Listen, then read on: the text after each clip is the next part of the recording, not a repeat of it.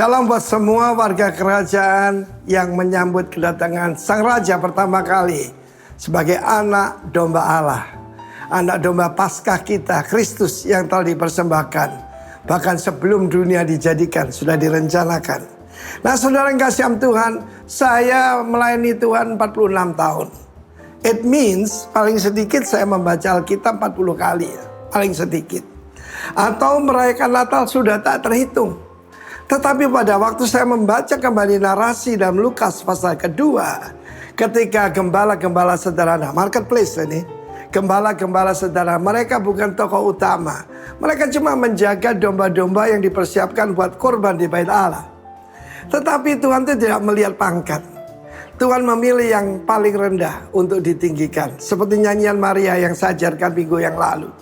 Tetapi yang menarik di dalam Lukas pasal yang kedua, ayat yang 16, and they came with haste and found Mary. Sebelumnya katakan begini, mari kita melihat perkara ini. Perkara ini di dalam bahasa aslinya menarik sekali. Saya baru lihat rema.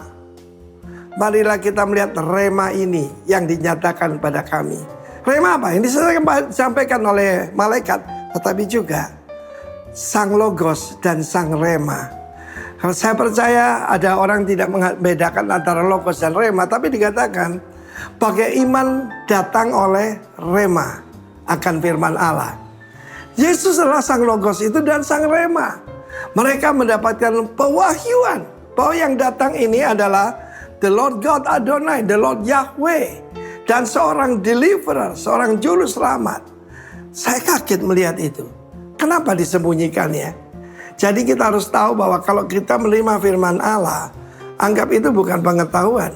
Sebagai contoh, para ahli Taurat sangat mengerti kapan Kristus datang, bagaimana dia akan datang, dengan cara apa, bahkan di kota mana, yang cuma jarak 5 km, paling jauh 6 km dari Yerusalem. Mereka menantikan kedatangan Mesias, tetapi ketika Mesias datang, mereka luput. Kalau itu saudaraku, hari ini saya mau sampaikan, ketahuilah bahwa this is not just a jingle bell atau mommy kissing Santa Claus, but it's about Rema.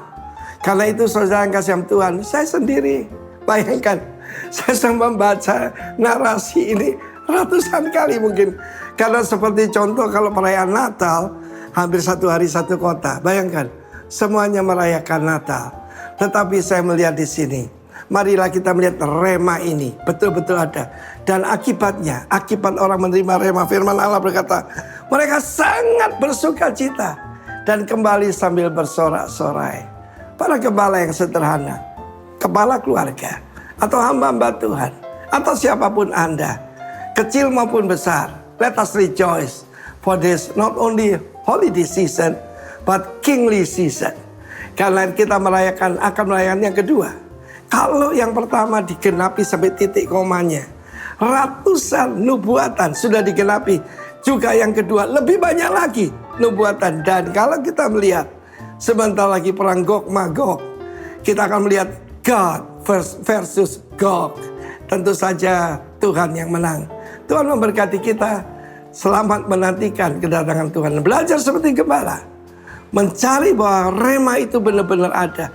Tuhan Yesus tidak berubah kemarin, hari ini, dan selama-lamanya. Amin. Terimalah iman karena pendengaran akan rema Kristus. In Jesus name. Amin.